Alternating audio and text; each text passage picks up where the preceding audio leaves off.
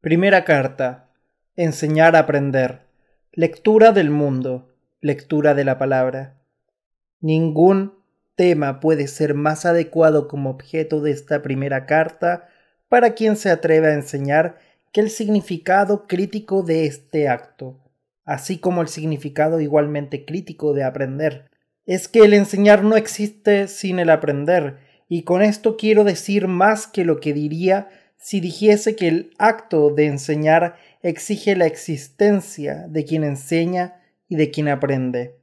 Quiero decir que el enseñar y el aprender se van dando de manera tal que, por un lado, quien enseña aprende, porque reconoce un conocimiento antes aprendido, y por el otro, porque observando la manera como la curiosidad del alumno aprendiz trabaja para aprender lo que se le está enseñando, sin lo cual no aprende.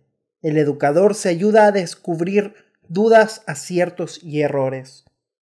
El aprendizaje del educador al enseñar no se da necesariamente a través de la rectificación de los errores que comete el aprendiz. El aprendizaje del educador al educar se verifica en la medida en que éste, humilde y abierto, se encuentre permanentemente disponible para repensar lo pensado, para revisar sus posiciones.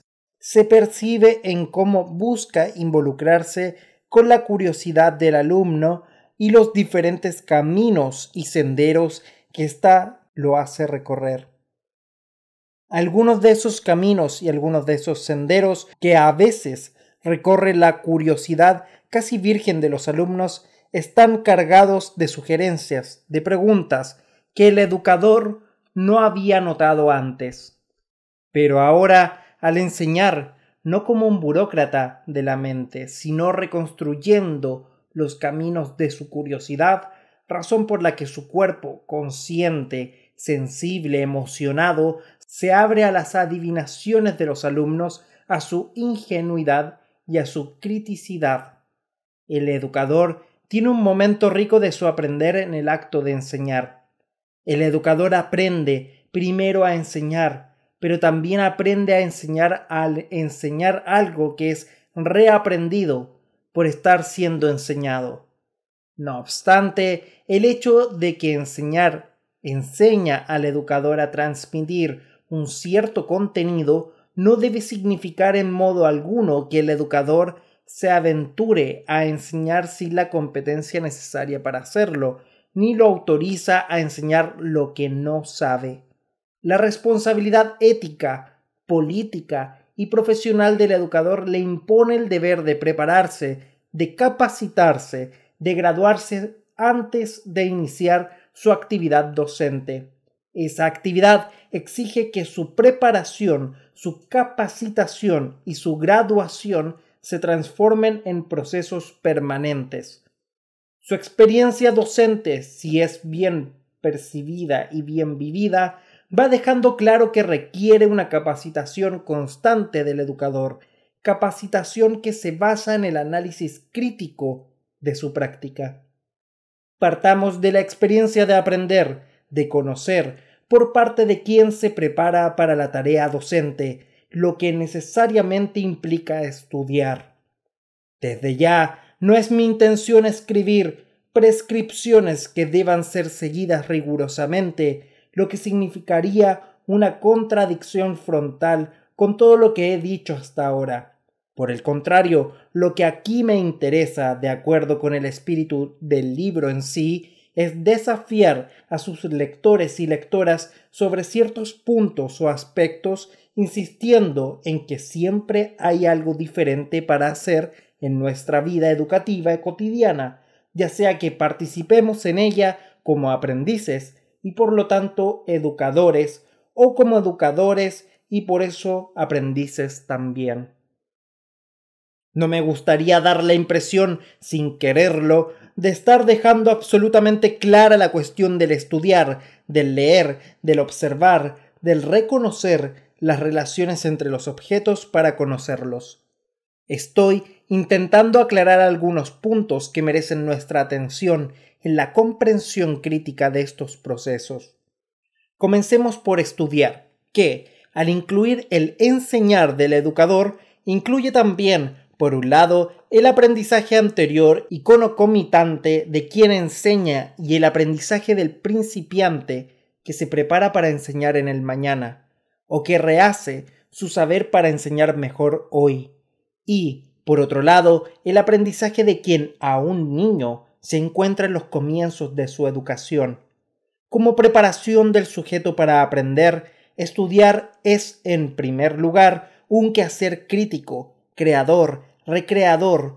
No importa si yo me comprometo con él a través de la lectura de un texto que trata o discute un determinado contenido que me ha sido propuesto por la escuela, o si lo realizo partiendo de una reflexión crítica sobre cierto suceso social o natural, que como necesidad de la propia reflexión me conduce a la lectura de textos que mi curiosidad y mi experiencia intelectual me sugieren o que me son sugeridos por otros. Siendo así, en el nivel de una posición crítica que no opone el saber del sentido común a otro saber más sistemático o de mayor exactitud, sino que busca una síntesis de los contrarios. El acto de estudiar siempre implica el de leer, aunque no se agote en éste. De leer el mundo, de leer la palabra, y así leer la lectura del mundo hecha anteriormente. Pero leer no es mero entretenimiento, ni tampoco es un ejercicio de memorización mecánica de ciertos fragmentos del texto. Si en realidad estoy estudiando, si estoy leyendo seriamente, no puedo pasar una página si no he conseguido alcanzar su significado con relativa claridad. Mi salida no es memorizar trozos del texto leyéndolos mecánicamente 2, 3 o 4 veces y luego cerrar los ojos y tratar de repetirlos como si su fijación puramente maquinal me brindase el conocimiento que necesito. Leer es una opción inteligente, difícil, exigente, pero gratificante.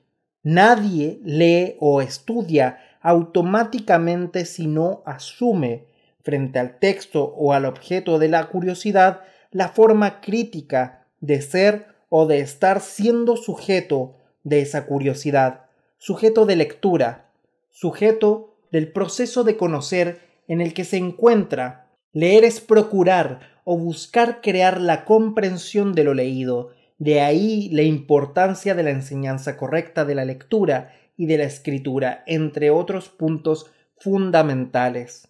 Es que enseñar a leer es comprometerse con una experiencia creativa alrededor de la comprensión y de la comunicación, y la experiencia de la comprensión será tanto más profunda cuando más capaces seamos de asociar en ella, jamás dicotomizar, los conceptos que emergen en la experiencia escolar procedentes del mundo de lo cotidiano.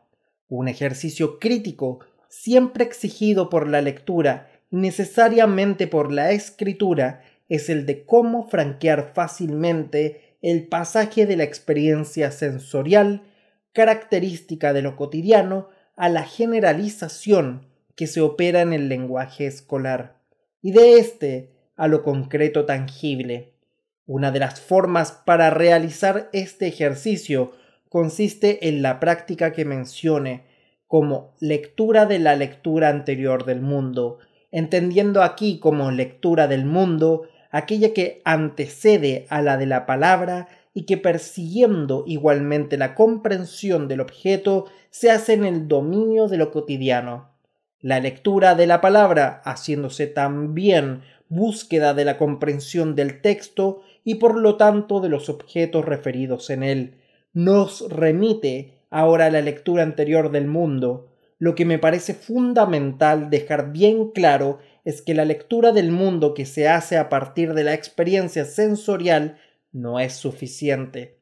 Pero por otro lado tampoco puede ser despreciada como inferior por la lectura hecha a partir del mundo abstracto de los conceptos y que va de la generalización a lo tangible. En cierta ocasión, una alfabetizadora nordestina discutía en su círculo de cultura una codificación que representaba a un hombre que trabajando el barro creaba un jarro con las manos. Discutían sobre lo que es la cultura a través de la lectura de una serie de codificaciones que en el fondo son representaciones de la realidad concreta. El concepto de cultura ya había sido aprendido por el grupo a través del esfuerzo de comprensión que caracteriza la lectura del mundo y o de la palabra. En su experiencia anterior, cuya memoria ella guardaba en su interior, su comprensión del proceso en el que el hombre, trabajando con el barro, creaba el jarro, comprensión gestada de manera sensorial, le decía que hacer el jarro era una forma de trabajo con la cual concretamente se mantenía. Así como el jarro no era sino el objeto, producto del trabajo, que una vez vendido posibilitaba su vida y la de su familia. Ahora bien, yendo algo más allá de la experiencia sensorial, superándola un poco, daba un paso fundamental. Alcanzaba la capacidad de generalizar que caracteriza a la experiencia escolar. Crear el jarro a través del trabajo transformador sobre el barro no era sólo la forma de sobrevivir, sino también de hacer cultura, de hacer arte. Fue por eso que, releyendo su anterior lectura del mundo y de los quehaceres en el mundo, aquella alfabetizadora nordestina dijo segura y orgullosa: «Hago cultura, hago esto». En esta ocasión presencié una experiencia semejante desde el punto de vista de la inteligencia del comportamiento de las personas. Ya me he referido a este hecho en otro trabajo, pero no hace mal que ahora lo retome. Estaba yo en la isla de Sao Tomé, en África Occidental, en el Golfo de Guinea. Participaba en el primer curso de capacitación para alfabetizadores junto a educadores y educadoras nacionales. Un pequeño pueblo de la región pesquera llamada Puerto Montt había sido escogido por el equipo nacional como centro de las actividades de capacitación. Yo ya había sugerido a los miembros del equipo nacional que la capacitación de los educadores y de las educadoras no se efectuase siguiendo ciertos métodos tradicionales que separan la teoría de la práctica. Tampoco a través de ningún tipo de trabajo dicotomizante que menosprecie la teoría, que le negase toda importancia y enfatizase exclusivamente la práctica como la única valedera, o bien que negase la práctica y atendiese exclusivamente a la teoría. Por el contrario, mi intención era que desde el principio del curso viviésemos la relación contradictoria que hay entre la teoría y la práctica, que será objeto de análisis en una de mis cartas. Por esta razón yo rechazaba cualquier forma de trabajo en que se reservasen los primeros momentos del curso para las exposiciones llamadas teóricas sobre el tema fundamental de la capacitación de los futuros educadores y educadoras. Este era el momento para los discursos de algunas personas consideradas como las más capaces para hablarles a los otros. Mi convicción era otra.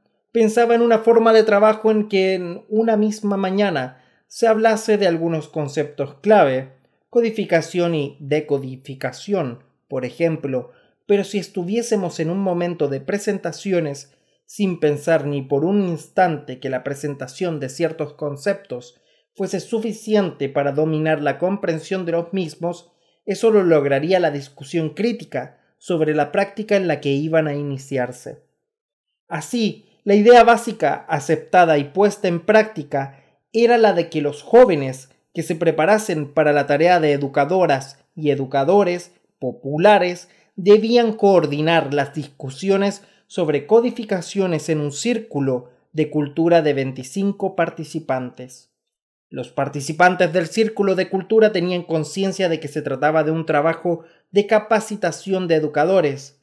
Antes del comienzo se discutió con ellos su tarea política, la de ayudar sabiendo que iban a trabajar con jóvenes en pleno proceso de capacitación.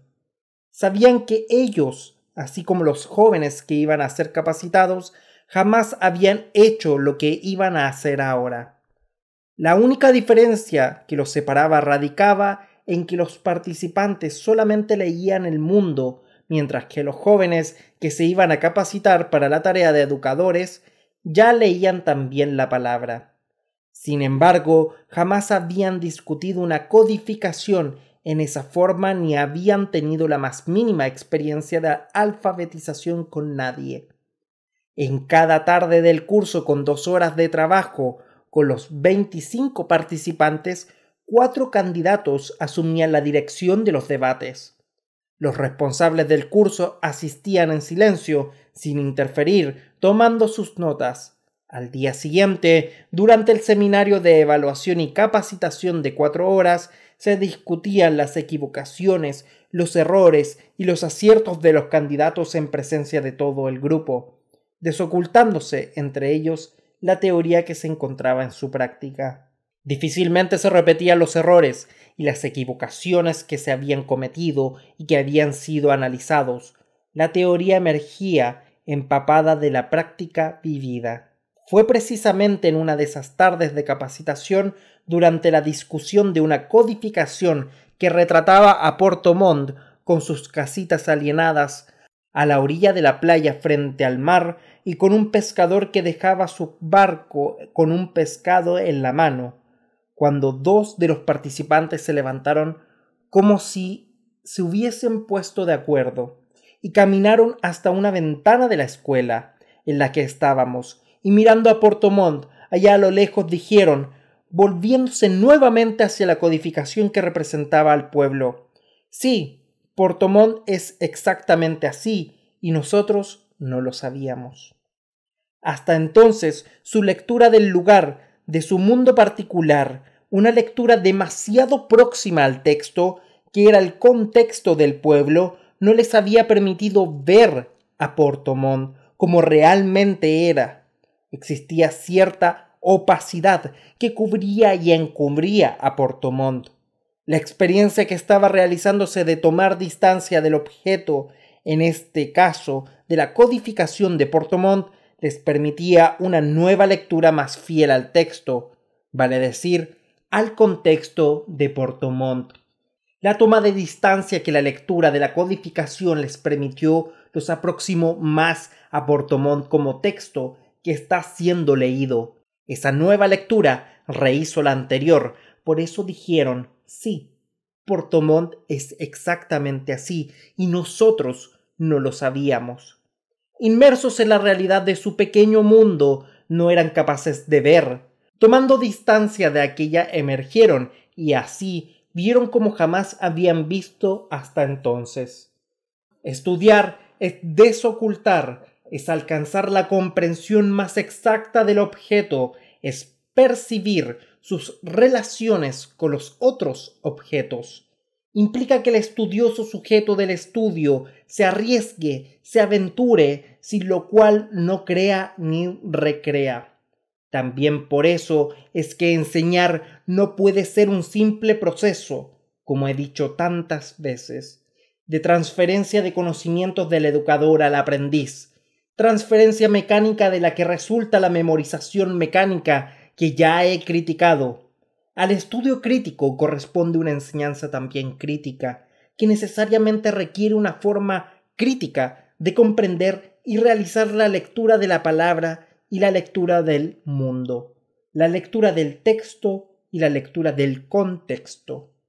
Esta forma crítica de comprender y de realizar la lectura de la palabra y la lectura del mundo está, por un lado, en la no negación del lenguaje simple, desarmado, ingenuo, en su no desvalorización por estar conformado por conceptos creados en lo cotidiano, en el mundo de la experiencia sensorial, y por el otro lado, en el rechazo de lo que se llama lenguaje difícil, imposible, porque se desarrolla alrededor de conceptos abstractos. Por el contrario, la forma crítica de comprender y de realizar la lectura del texto y la del contexto No excluye ninguna de las dos formas de lenguaje o de sintaxis. Reconoce incluso que el escritor que utiliza el lenguaje científico, académico, al tiempo que debe tratar de ser más accesible, menos cerrado, más claro, menos difícil, más simple, no puede ser simplista. Nadie que lea, que estudie, debe abandonar la lectura de un texto por considerarlo difícil, por el hecho de no haber entendido, por ejemplo, lo que significa la palabra epistemología. Así como un albañil no puede prescindir de un conjunto de instrumentos de trabajo sin los cuales no levantará las paredes de la casa que está construyendo, del mismo modo, el lector estudioso precisa de ciertos instrumentos fundamentales sin los cuales no puede leer o escribir con eficiencia. Diccionarios, entre ellos el etimológico, el filosófico, el de sinónimos y antónimos, manuales de conjugación de los verbos, de los sustantivos, adjetivos, enciclopedias, lectura comparativa del texto de otro autor que trate el mismo tema y cuyo lenguaje sea menos complejo. Usar estos instrumentos de trabajo no es una pérdida de tiempo, como muchas veces se piensa. El tiempo que yo utilizo cuando leo y escribo, o cuando escribo y leo, consultando enciclopedias y diccionarios, leyendo capítulos o trozos de libro que pueden ayudarme en un análisis más crítico de un tema, es tiempo fundamental de mi trabajo, de mi oficio placentero de leer o de escribir. Como lectores no tenemos derecho a esperar, mucho menos a exigir, que los escritores realicen su tarea y la de escribir, y casi la nuestra, la de comprender lo escrito, explicando lo que quisieron decir con esto o con aquello, a cada paso en el texto o en una nota al pie de la página. Su deber como escritores es escribir de un modo simple, escribir ligero, es facilitar, no dificultar la comprensión del lector, pero no es darles las cosas hechas y prontas. La comprensión de lo que se está leyendo o estudiando no sucede repentinamente como si fuera un milagro. La comprensión es trabajada, forjada por quien lee, por quien estudia, por quien, al ser el sujeto de ella, debe instrumentarse para hacerla mejor. Por eso mismo, leer, estudiar, es un trabajo paciente, desafiante, persistente. No es tarea para gente demasiado apresurada o poco humilde que, en vez de asumir sus deficiencias, prefiere transferirlas al autor o a la autora del libro considerando que es imposible estudiarlo. También hay que dejar bien claro que existe una relación necesaria entre el nivel del contenido del libro y el nivel de capacitación actual del lector. La comprensión de lo que se lee tiene que ver con esa relación. Cuando la distancia entre esos niveles es demasiado grande, cuando uno no tiene nada que ver con el otro, todo esfuerzo en búsqueda de la comprensión es inútil. En este caso, no se está dando la consonancia entre el tratamiento indispensable de los temas por parte del autor del libro y la capacidad de aprehensión por parte del lector del lenguaje necesario para este tratamiento. Es por esto que estudiar es una preparación para conocer, es un ejercicio paciente e impaciente de quien, sin pretenderlo, lucha para hacerse la oportunidad de conocer. El tema de uso necesario de instrumentos indispensables para nuestra lectura y para nuestro trabajo de escribir trae a colación el problema del poder adquisitivo del estudiante y de las maestras y maestros, en vista de los costos elevados para obtener diccionarios básicos de la lengua, diccionarios filosóficos, etc. Poder consultar este material es un derecho que tienen todos los alumnos y los maestros, al que corresponde el deber de las escuelas de hacerles posible la consulta, equipando o creando sus bibliotecas con horarios realistas de estudio. Reivindicar este material es un derecho y un deber de los profesores y de los estudiantes. Me gustaría retomar algo a lo que hice referencia anteriormente, la relación entre leer y escribir, entendidos como procesos que no se pueden separar, como procesos que deben organizarse de tal modo que ambos sean percibidos, como procesos que deben organizarse de tal modo que ambos sean percibidos como necesarios para algo, como algo que el niño necesita, como resaltó Vygotsky y nosotros también. En primer lugar, la oralidad antecede a la grafía, pero la trae en sí desde el primer momento en que los seres humanos se volvieron socialmente capaces de ir expresándose a través de símbolos que decían algo de sus sueños, de sus miedos, de su experiencia social, de sus esperanzas, de sus prácticas. Cuando aprendemos a leer, lo hacemos sobre lo escrito, por alguien que antes aprendió a leer y a escribir. Al aprender a leer, nos preparamos para, a continuación, escribir el habla que socialmente construimos. En las culturas letradas, si no se sabe leer ni escribir, no se puede estudiar. Tratar de conocer, aprender la sustantividad del objeto, reconocer críticamente la razón de ser del objeto. Uno de los errores que cometemos es el de dicotomizar el leer y el escribir, y desde el comienzo de la experiencia en la que los niños ensayan sus primeros pasos en la práctica de la lectura y de la escritura, tomamos estos procesos como algo desconectado del proceso general del conocer. Esta dicotomía entre leer y escribir nos acompaña siempre como estudiantes y como maestros. Tengo una enorme dificultad para hacer mi tesis. No sé escribir. Es la afirmación común que se escucha en los cursos de posgrado en los que he participado. En el fondo, esto lamentablemente revela cuán lejos estamos de una comprensión crítica de lo que es estudiar y de lo que es enseñar. Es preciso que nuestro cuerpo, que se va haciendo socialmente actuante, consciente, hablante, lector y escritor, se adueñe de manera crítica de su forma de ir siendo lo que es parte de su naturaleza, constituyéndose histórica y socialmente.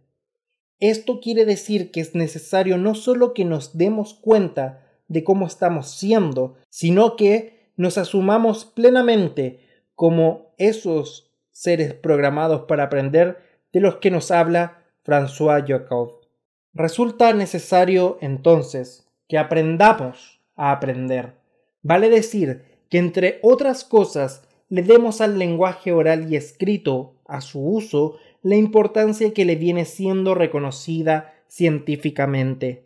A los que estudiamos, a los que enseñamos, y por eso también estudiamos, ese lenguaje se nos impone junto con la necesaria lectura de textos, la redacción de notas, de fichas de lectura, la redacción de pequeños escritos sobre las lecturas que realizamos en el contacto con buenos escritores, buenos novelistas, buenos poetas, científicos, filósofos, que no temen trabajar el lenguaje en la búsqueda de la belleza, de la simplicidad y de la caridad.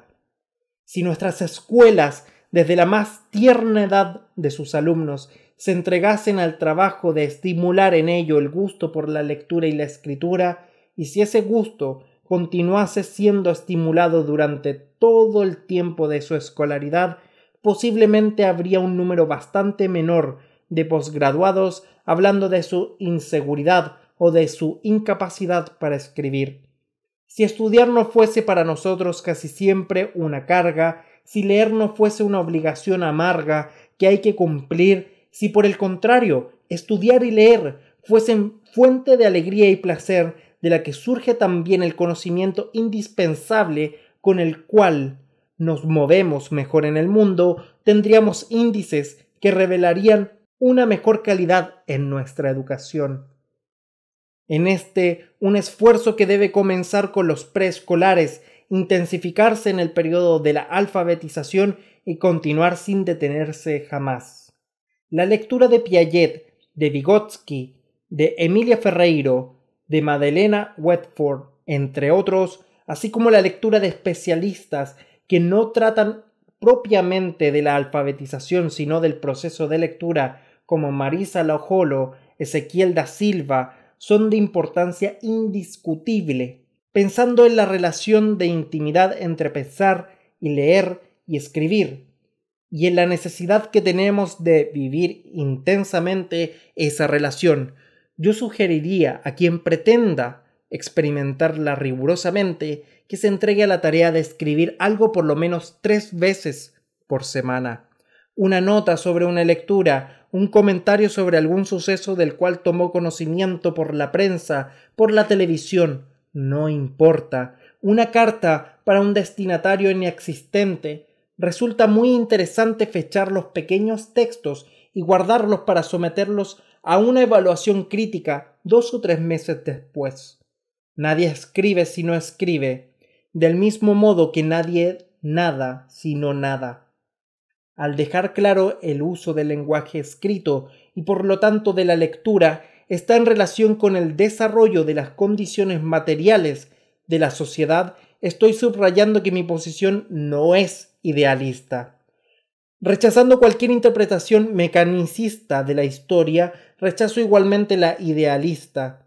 La primera reduce la conciencia a la mera copia de la estructura material de la sociedad. La segunda somete todo al todopoderosismo de la conciencia. Mi posición es otra. Entiendo que esas relaciones entre la conciencia y el mundo son dialécticas. Pero lo que no es correcto es esperar que las transformaciones materiales se procesen para después comenzar a enfrentar correctamente el problema de la lectura y de la escritura. La lectura crítica de los textos y del mundo tienen que ver con su cambio en proceso.